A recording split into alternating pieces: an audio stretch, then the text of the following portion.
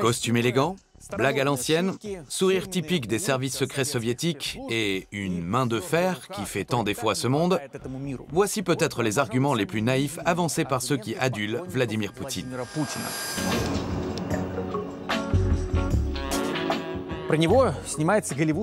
Un biopic hollywoodien avec Jude Law dans le rôle principal est actuellement en cours de tournage. Le président russe a beau faire l'objet d'un mandat d'arrêt émis par la Cour pénale internationale de La Haye, il pourrait bien s'en sortir, malgré son invasion de l'Ukraine. En Europe, après 3 ans de guerre, les voix de ses sympathisants se font entendre de plus en plus.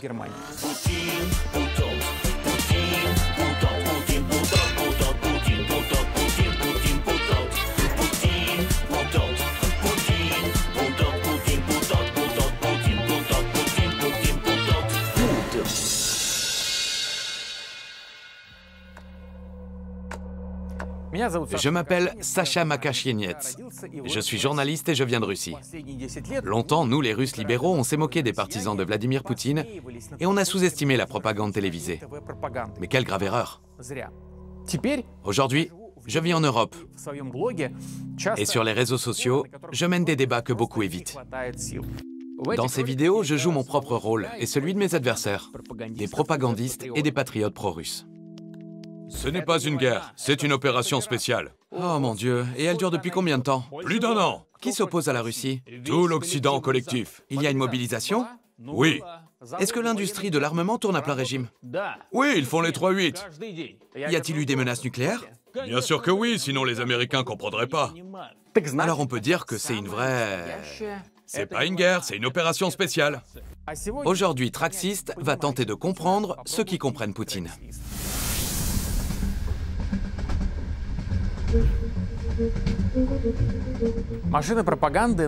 La machine de propagande russe s'est mise en marche bien avant l'annexion de la Crimée et à l'insu de tous.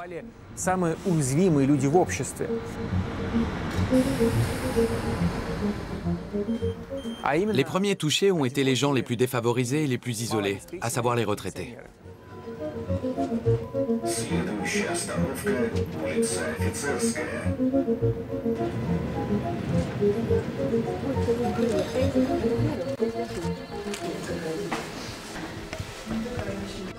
Viens, entre.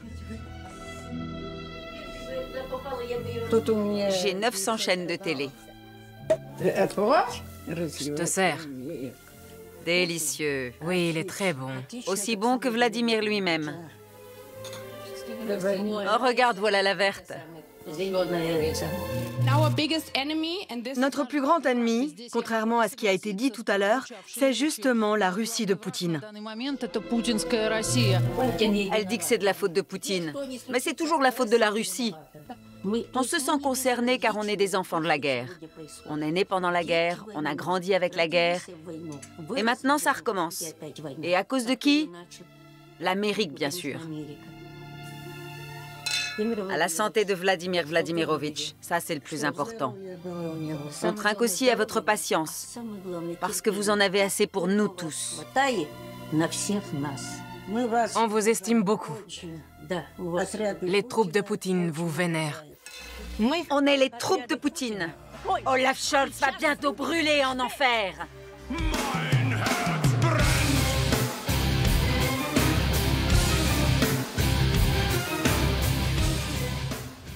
On a construit Nord Stream pour vous et vous avez tout détruit. On est indignés par ce qui se passe en Amérique. Avant moi aussi, j'écoutais Beyoncé. Mais maintenant, son art devrait être interdit.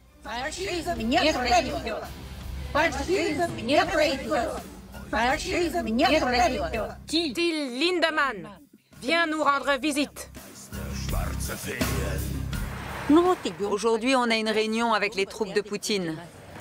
Je ne sais pas encore quel sera le programme. Il faut qu'on y réfléchisse. On verra bien. Oui, on verra bien. De toute façon, à la télévision, les nouvelles ne manquent pas.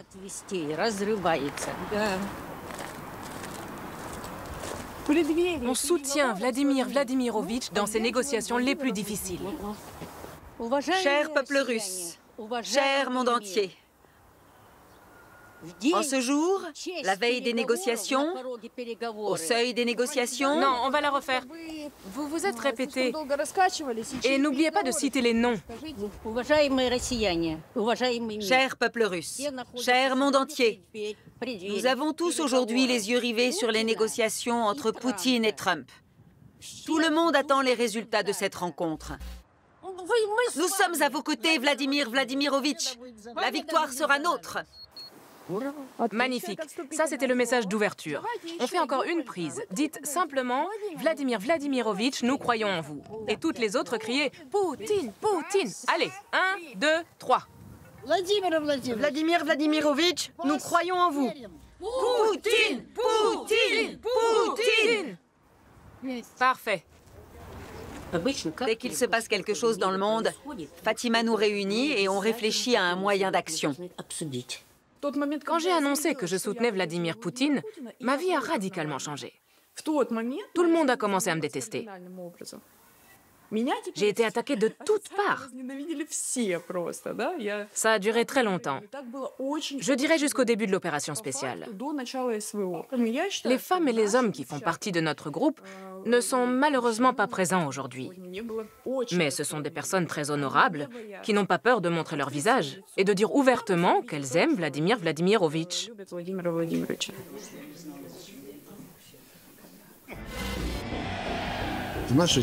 En 2012, la situation en Russie était très tendue. Des milliers de personnes ont manifesté sur la place Bolotnaïa contre notre président Vladimir Poutine. On a alors décidé de s'opposer à cette foule en colère, et c'est comme ça que sont nées les troupes de Poutine. Aujourd'hui, bien sûr, tout le monde soutient vraiment Poutine. Mais à l'époque, c'était différent parce que la société était divisée. Au moment de nos affrontements avec Navalny, les autorités n'étaient pas toujours de notre côté. C'est même le moins qu'on puisse dire.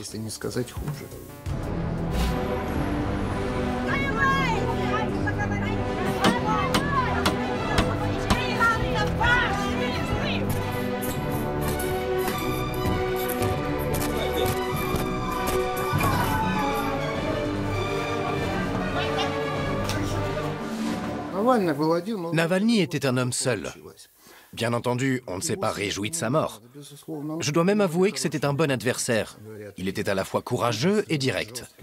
Mais nos sentiments sont mitigés. Ces hommes nous ont attaqués et ont recouvert nos locaux de symboles fascistes.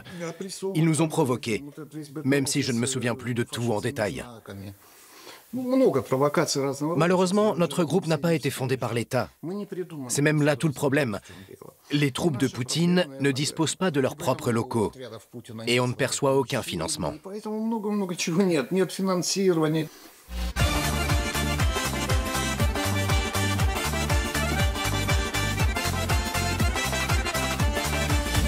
Les filles, aujourd'hui, la chaîne franco-allemande Arte est là pour faire un reportage sur nous.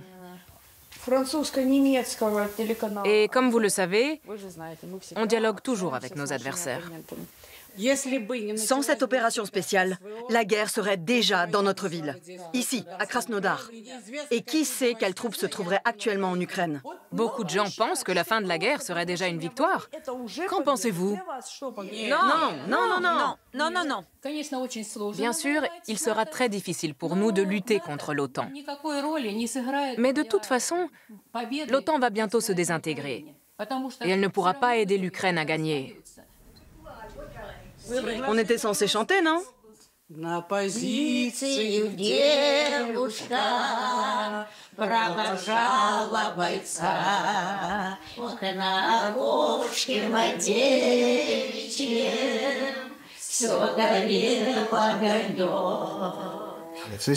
Quand on a plus de 60 ans, on est souvent considéré comme un poids pour la société. Mais ici, les gens se sentent utiles et peuvent exercer leur influence. Depuis ce bureau, ils peuvent même devenir célèbres dans le monde entier.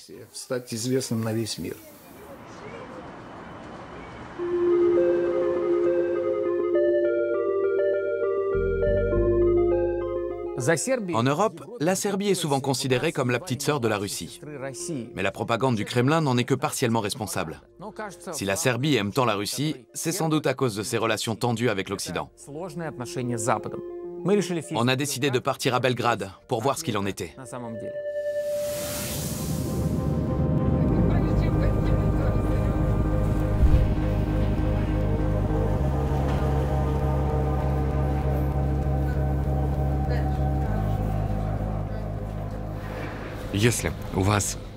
Si vous ne possédez pas de passeport russe, vous ne comprendrez certainement pas ce que j'ai ressenti dans cet aéroport.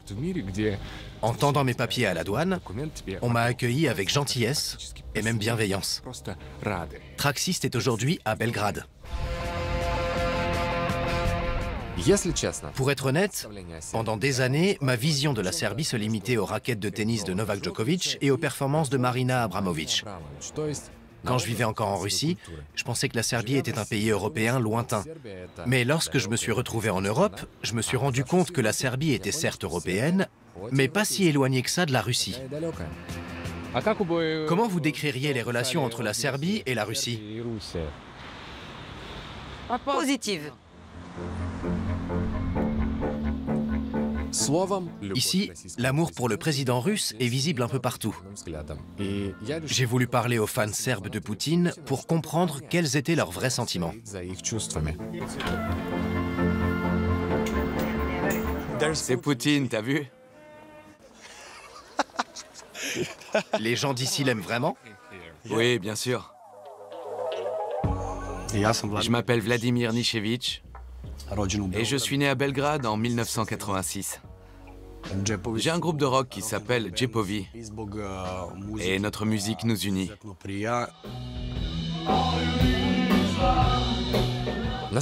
En réalité, j'avais déjà entendu parler de Vladimir Nichevich sur la chaîne Telegram de la propagandiste en chef du ministère russe des Affaires étrangères, Maria Zakharova. Bonjour, je vous souhaite la bienvenue au briefing du ministère des Affaires étrangères. Elle avait posté un clip du groupe de Vladimir avec un commentaire succinct. Des Serbes en feu. Et devinez de quoi parle cette chanson?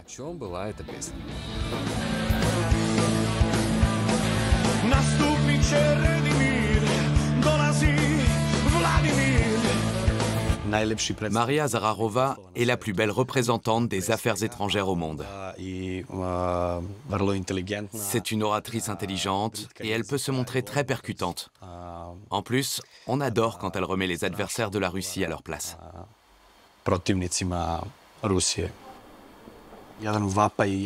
Notre chanson était un cri, celui du peuple serbe en quête de vérité. Poutine incarne le pouvoir et la justice. Et nous sommes en accord avec ces valeurs que tout le monde devrait appliquer. En tant qu'État et nation, nous sommes opprimés depuis des siècles par ceux contre lesquels Poutine se bat actuellement.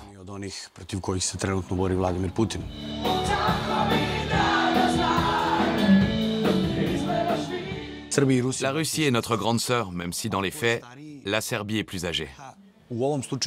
Mais ça n'a pas d'importance. Les rôles de la Russie et de la Serbie dans cette relation sont très clairement définis. La Russie est le plus grand pays du monde. Pourtant, ce grand pays a attaqué un petit pays. Depuis, de nombreuses villes ukrainiennes sont bombardées et des civils innocents sont tués. C'est que de la défense.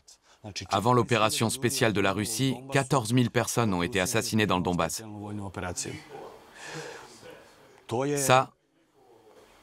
Ça s'appelle du fascisme. Je n'aurais jamais pensé avoir ce genre de conversation en dehors de la Russie. Tous les mots qui sortent de la bouche de Vladimir, je les connais par cœur. Ce sont exactement les mêmes que ceux des propagandistes russes. Où étiez-vous quand des enfants ont été tués dans le Donbass? Vous n'aviez pas remarqué qu'une guerre avait déjà commencé? Et que des milliers de personnes se faisaient assassiner là-bas? Ce graffiti est là depuis 2 ans. J'habite juste à côté et ça me fait toujours plaisir de le voir. Je l'ai souvent posté sur les réseaux sociaux. Belgrade est un endroit étonnant. Ici, les plus fervents admirateurs de Poutine peuvent s'asseoir à côté d'émigrés russes qui ont fui la dictature. Et c'est exactement ce qui m'est arrivé.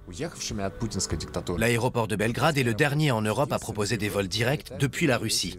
Des centaines de milliers de Russes se sont ainsi retrouvés ici. Je m'appelle Nuse Makina, je suis performeuse, curatrice et promotrice d'événements. Dans la rue, on voit parfois ce genre de graffiti où il est écrit « frère orthodoxe ». Mais ici, seule une petite minorité s'exprime en ce sens et se fait remarquer par des provocations.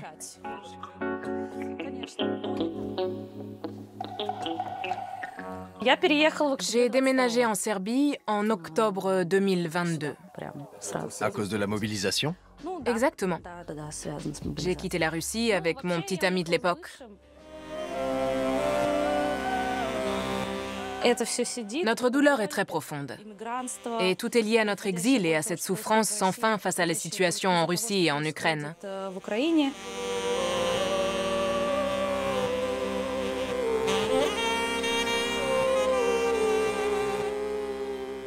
Mais j'ai eu de la chance. J'habite dans le centre-ville de Belgrade, mon quartier est sympa et les rues sont tranquilles. Soudain, je me suis rendu compte que Moscou n'était pas ma ville. Comment j'ai pu y habiter toute ma vie? Ça m'a toujours empêché d'être moi-même. Au début, beaucoup de Serbes n'ont pas compris pourquoi autant de Russes venaient vivre dans leur pays.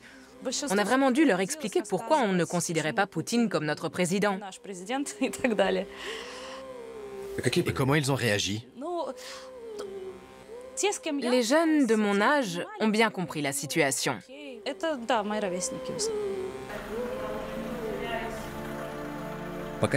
En Serbie, les jeunes n'ont pas la même mentalité que ceux qui ont connu l'ancienne Yougoslavie. Lors de ma visite à Belgrade, j'ai assisté à des manifestations.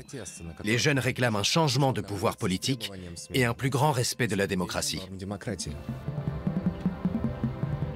Les générations plus âgées vivent dans leur propre bulle d'information et affirment que Poutine ne fait que lutter contre l'OTAN et que c'est un type formidable. Depuis les guerres de Yougoslavie, l'OTAN représente encore une blessure ouverte pour les Serbes.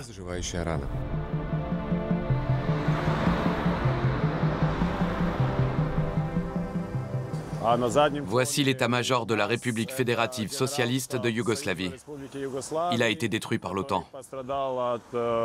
On considère les bombardements sur Belgrade en 1999 comme une agression, car ils ont été effectués sans l'autorisation du Conseil de sécurité de l'ONU.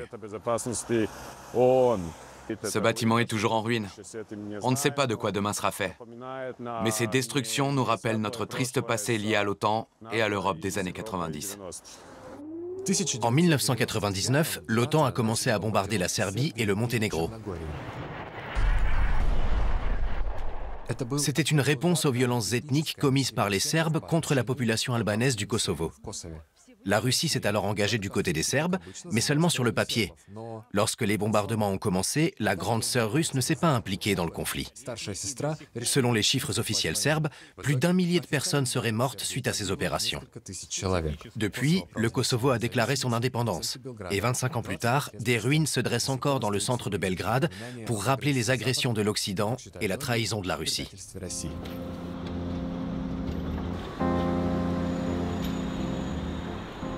Je m'appelle Ognjen Đurović, je suis avocat et je viens de Belgrade. J'habite au coin de la rue. À l'époque des bombardements, j'étais enfant. Quand c'est arrivé, les gens se sont réfugiés dans leur cave. Mais mes amis et moi, on jouait au foot pendant l'alerte aérienne. Quel parallèle historique les Serbes font-ils aujourd'hui avec la guerre en Ukraine? Et pourquoi ont-ils choisi de se ranger aux côtés de la Russie? De nouveaux pays ont rejoint l'OTAN et sont en train de s'armer. Du point de vue serbe, c'est une raison suffisante pour que la Fédération de Russie se sente menacée.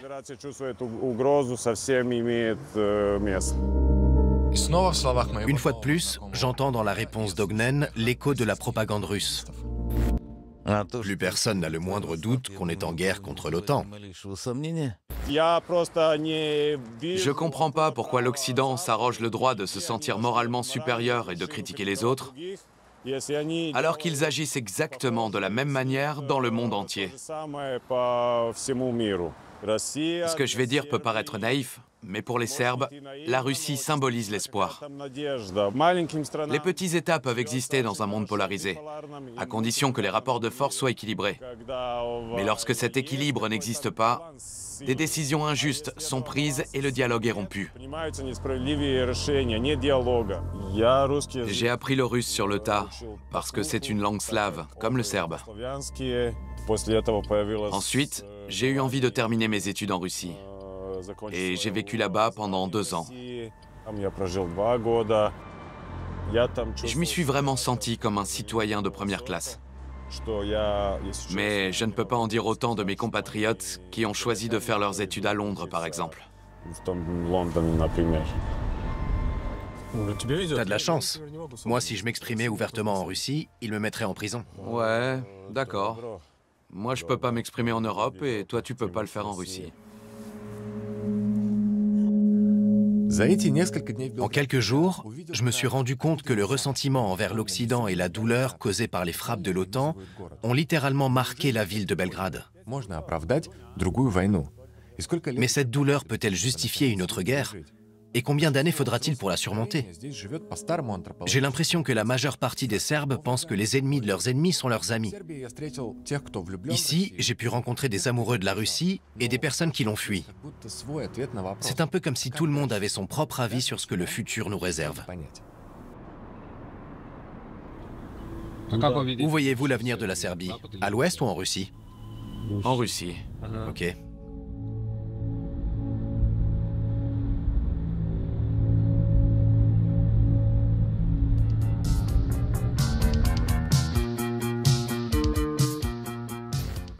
J'avais 7 ans quand Vladimir Poutine a été élu président pour la première fois. À l'époque, je vivais à Saint-Pétersbourg, ma ville natale, qui est aussi celle où est né Poutine, soit dit en passant. Attendez, je me corrige. En réalité, Vladimir Poutine est né à Leningrad. Et aussi dans un tout autre pays, l'Union soviétique, qu'il rêve de ressusciter. Certaines personnes n'y verraient d'ailleurs aucun inconvénient, car parfois, le passé semble plus attrayant que le présent. Je considère l'effondrement de l'Union soviétique comme la plus grande tragédie du siècle. Et vous savez pourquoi? Parce que du jour au lendemain, 25 millions de Russes se sont retrouvés hors des frontières de la Fédération de Russie. Après la dislocation de l'URSS dans les années 90, ceux qu'on appelle les Allemands de Russie sont retournés en Allemagne dans le cadre d'un programme de rapatriement.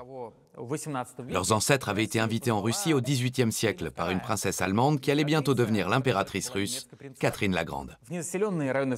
Ces nouveaux rapatriés ont non seulement ramené en Allemagne l'ancienne porcelaine familiale, mais aussi toute une ribambelle de souvenirs heureux dont certains ne veulent pas se défaire.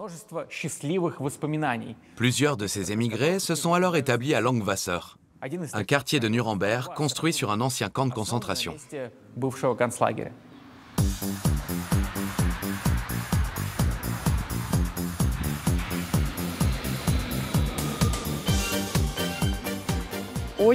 Beaucoup de russophones vivent ici.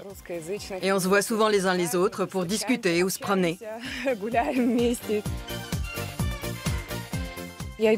Quand je marche dans ces rues, j'ai vraiment l'impression d'être chez moi.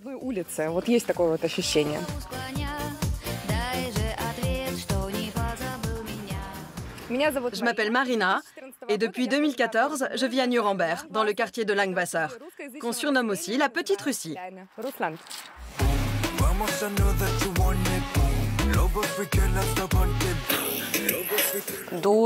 J'ai travaillé dans la police jusqu'en 2009.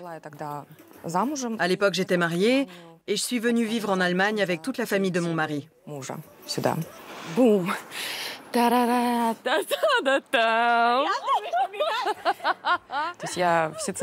J'ai toujours aimé et j'aime encore beaucoup la Russie. Dès mon arrivée ici, j'ai ressenti une réelle aversion à l'idée de vivre à l'étranger. Ça aurait d'ailleurs été le cas dans n'importe quel autre pays. J'ai jamais réussi à m'intégrer dans la société allemande. J'ai toujours ressenti le besoin d'avoir des Russes dans mon entourage. Et on s'est socialisé avec plusieurs compatriotes. Très honnêtement, ne pas être intégré, c'est un peu comme vivre derrière des barreaux. Ce n'est qu'en 2019 que j'ai enfin pu m'accomplir professionnellement.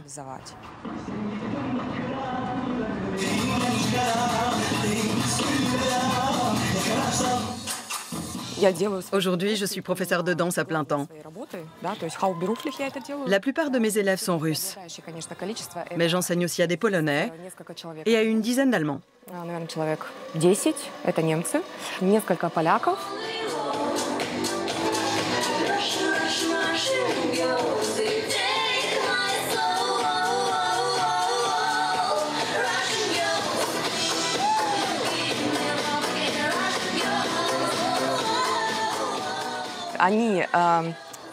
Certains de mes élèves regardent la propagande qui passe sans arrêt à la télévision allemande. Ensuite, comme je suis russe, ils viennent me voir à la fin des cours pour savoir quel est mon avis sur la situation. Ils veulent savoir ce que je pense de Poutine et de la Russie. Moi, je leur réponds toujours que j'aime mon pays. Alors mieux vaut ne pas en parler. Pour moi, le fait d'aimer son pays, ça veut dire beaucoup.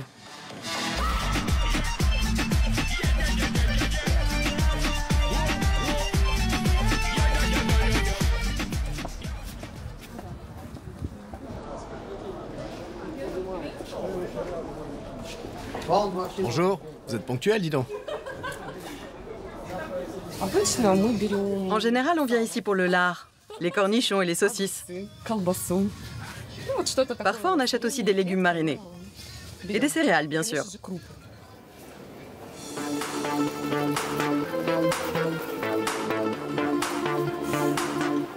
La vodka vendue dans les supermarchés allemands ne contient que 37,5% d'alcool, alors qu'en Russie, elle tire à 40%.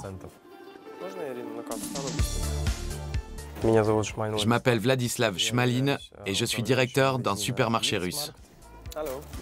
Les gens de ce quartier sont arrivés dans les années 90 et au début des années 2000. Ce que je vais dire va être méchant, mais ils sont restés coincés dans cette époque. Le quartier de Langwasser est souvent surnommé Saratov. Ici, les bâtiments et l'architecture font penser à l'Union soviétique d'après-guerre. De nombreuses personnes s'y sont établies après l'effondrement de l'URSS. Et elles forment aujourd'hui une vraie diaspora dans le quartier.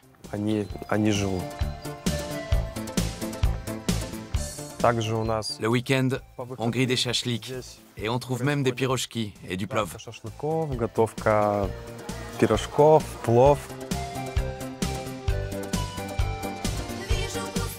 On entend parler russe à chaque coin de rue.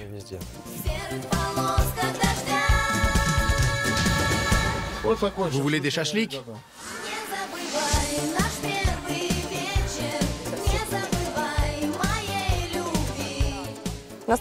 Les gens viennent ici par nostalgie.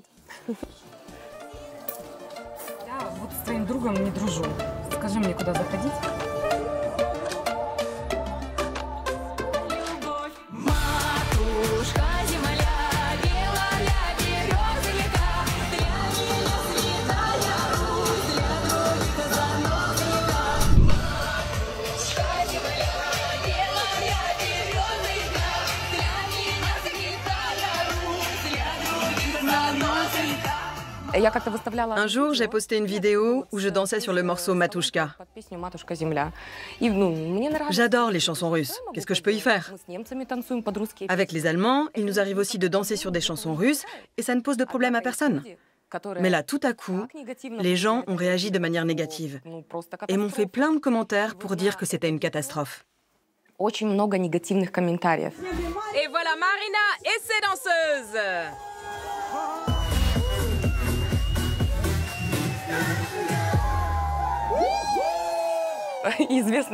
L'an dernier, on a organisé pour la première fois une fête baptisée Retour en URSS. Ça a été un vrai succès. Plus de 1000 personnes sont venues.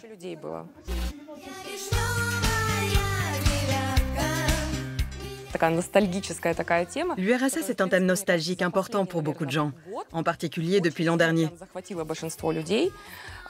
Et pas seulement en Allemagne. Partout, de nombreuses soirées sont organisées autour de ce thème.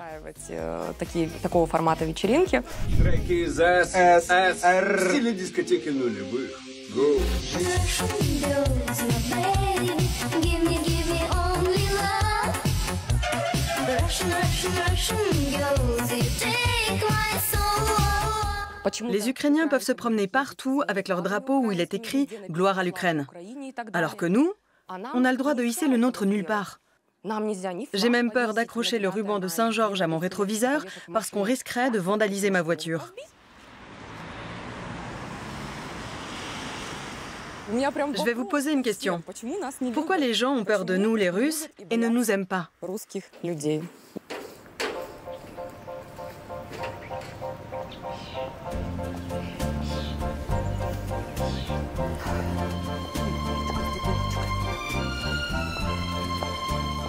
On a décidé de retourner vivre en Russie. Je veux rentrer chez moi à la maison. Ça a d'ailleurs toujours été le cas.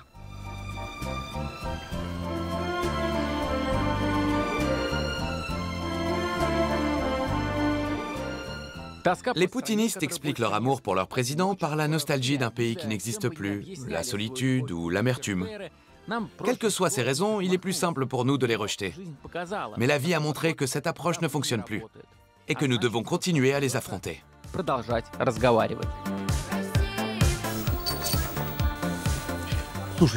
Pourquoi l'Amérique a le droit de bombarder la Yougoslavie et l'Irak, mais pas la Russie? Je suis d'accord, c'est injuste. On va le dire ensemble. Je condamne l'Amérique Je la condamne! pour ses bombardements en Irak et en Yougoslavie. Je la condamne fermement! Et Poutine aussi, pour avoir attaqué l'Ukraine. Hé! Tu vas où?